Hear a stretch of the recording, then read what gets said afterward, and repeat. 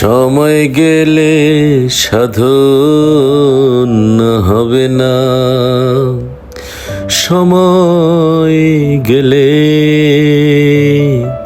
সাধন হবে না।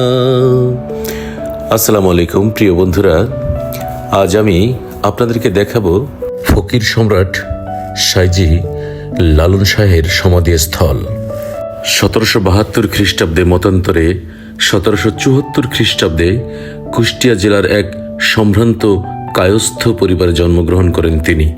আসলে এটি লোকমুখে প্রচলিত, তবে এখন পর্যন্ত নিশ্চিত হয়ে কেউ প্রমাণ করতে পারেননি আসলে তিনি কোন ধর্মে জন্মেছিলেন।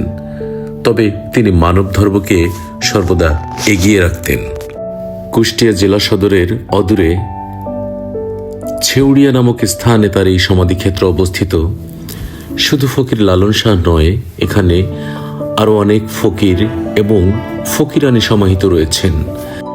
লালন শাহ ছিলেন বহুমুখী প্রতিভার অধিকারী একজন বাঙালি, যিনি ফকির লালন, লালন শাহী, লালন শাহ, মহাত্মা লালন ইত্যাদি নামেও পরিচিত। তিনি একাধারে একজন আধ্যাত্মিক ফকির সাধক, মানবতাবাদী, সমাজ সংস্কারক এবং দার্শনিক। তিনি অসংখ্য গানের গীতিকার, সুরকার ও গায়ক ছিলেন। লালনকে বাউল গানের অগ্রদূতের অন্যতম একজন হিসেবে বিবেচনা করা হয় এবং তার গান 19 শতকে বেশ জনপ্রিয়তা অর্জন করে। ঠিক এই জায়গাটিতে আমরা দেখতে পাচ্ছি সাইজির একতারা, যার একটি এখানে অবকাঠামো রয়েছে একতারা হাতে। এখান থেকে আমরা যদি দেখি লালন সাইজির যে সমাধিক্ষেত্র, তার সামনে অসংখ্য ফকির এবং ফকিরানির সমাধিক্ষেত্র রয়েছে, যেমন ফকির হাফিজউদ্দিন শাহ। এছাড়াও এখানে আরো অনেক ফকির এবং ফকিরানি সমাহিত আছেন, যারা সবাই লালনের ভক্ত, অনুরাগী এবং অনুসারী ছিলেন বলে জানা যায়। জাগোসা ফকির, জাগোসা ফকিরের স্ত্রী। আমরা এই পাশে দেখতে পাবো কামিনী ফকিরানি। ফকিরদের সহধর্মিনীদের মূলত বলা হয় ফকিরানি। আমরা এই পাশে দেখতে পাচ্ছি লতিফ শাহ ফকির। লতিফ শাহ ফকিরের পাশেই রয়েছে ফকির মৌলানা মলম শাহ। এক অদ্ভুত নাম, আসলে এ ধরনের নাম আমাদের বর্তমান সমাজে খুব একটা দেখা যায় না। শান্তি ফকিরানি, শান্তি ফকিরানির ঠিক পাশে রয়েছে কুসুম ফকিরানি। যাই হোক, এইসব ফকিরানি বলতে তাদেরকেই বোঝায় যারা ফকিরদের স্ত্রী, অর্থাৎ সহধর্মিনী হিসেবে যারা জীবনযাপন করেছেন। এই মূল যে ভবনটি বা স্তম্ভটি সমাধিক্ষেত্র রয়েছে, এটার ভিতরেই হচ্ছে লালন শাহের সমাধিক্ষেত্র। সমাধিক্ষেত্রের ঠিক ডান পাশটাতেই রয়েছে অডিটোরিয়াম, অর্থাৎ এখানে ফকির ফকিরানি যারা রয়েছে তারা বিভিন্ন সাহিত্য এবং সঙ্গীত চর্চা করে থাকেন। সাইজির একটি মোরাল আমরা এখানে দেখতে পাচ্ছি, ঠিক অডিটোরিয়ামের সামনে মোরালটি অবস্থিত। এরপরে আমরা এখানে কিন্তু একটি নিষেধাজ্ঞা রয়েছে, চাইলেই কিন্তু যে কেউ ক্যামেরা দিয়ে ছবি তুলতে পারবে না।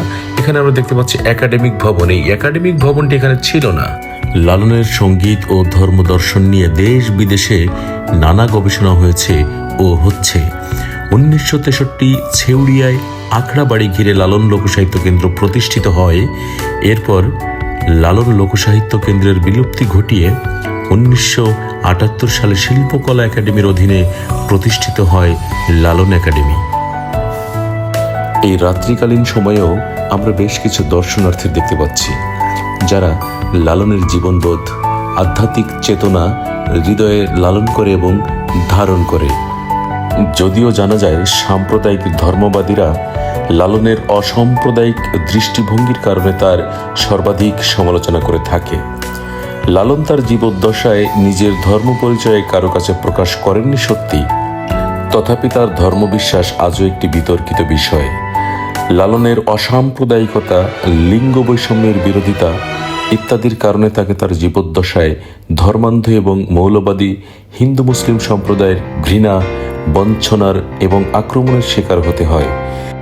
এছাড়া তার ধর্মনিরপেক্ষ মানবতাবাদী দর্শন এবং ঈশ্বর, ধর্ম ইত্যাদি বিষয়ে তার উত্থাপিত নানান প্রশ্নের কারণে অনেক ধর্মবাদী তাকে নাস্তিক হিসেবে আখ্যা দিয়ে থাকেন। এখানে যে একাডেমিক ভবনটি রয়েছে, এখানে একটি মিউজিয়াম আমরা দেখতে পাচ্ছি। অবশ্য মিউজিয়ামে প্রবেশ করতে হলে আপনাকে 20 টাকা দিয়ে একটি টিকিট ক্রয় করতে হবে। যা হোক, এখানে বেশ কিছু শিল্পকর্ম আমরা দেখতে পাচ্ছি, যা দেয়ালে সুসজ্জিতভাবে শোভা পাচ্ছে। আসলে লালনের মূলত জীবনবোধ, তার চিন্তাধারা, দৈনন্দিন জীবন দর্শন মূলত এখানে ফুটে উঠেছে।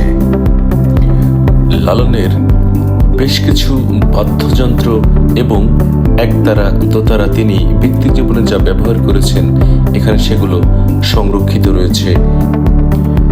এখানে তার ব্যবহারের অন্যান্য জিনিসপত্র আমরা দেখতে পাচ্ছি। এখানে একটি পিতলের শানকি টাইপের কিছু এখানে দেখা যাচ্ছে, যেটা তিনি ব্যবহার করতেন। এখানে তিনি শরবত পান করতেন। এখানে আরো বেশ কিছু ছোট ছোট যন্ত্র আমরা দেখতে পাচ্ছি, যেগুলো পিতলের। বর্তমান সময়ে এগুলো পাওয়া যায় না। এখানে বদনা, তারপর গ্লাস, আরো ছোট ছোট দৈনন্দিন ব্যবহারের জিনিসপত্র রয়েছে। তিনি যে পায়ে দিতেন জুতা, যেটাকে তখন বলা হতো খড়ম, এখানে একটি খড়মও রয়েছে, যেটি তিনি ব্যক্তিগতভাবে ব্যবহার করতেন। ফকির লালন শাহ ব্যক্তিগতভাবে যে ঘরের দরজাটি ব্যবহার করতেন সেটি এখানে স্থান পেয়েছে। এখানে লেখা রয়েছে দরজায় কোনো প্রকার লেখালেখি করা যাবে না। আসলে আমার বলতে ইচ্ছা হচ্ছে যে হয়তোবা দরজার মধ্যে লেখালেখি করার মতো নতুন কোনো জায়গা নাই, তাই এ ধরনের নির্দেশনা। যাই হোক, মজা করলাম। দর্শনার্থী বা পর্যটক যারা এটি দেখার জন্য আসেন, তারা বিভিন্ন সময় হয়তোবা তাদের নাম বা মনের কোনো আকুতি এখানে লিখে রেখে যান, যদিও এটি নিষেধ রয়েছে। আমরা বাঙালি জাতি নিষেধাজ্ঞা ভঙ্গে বেশ পারদর্শী, এটি তারই একটি প্রমাণ।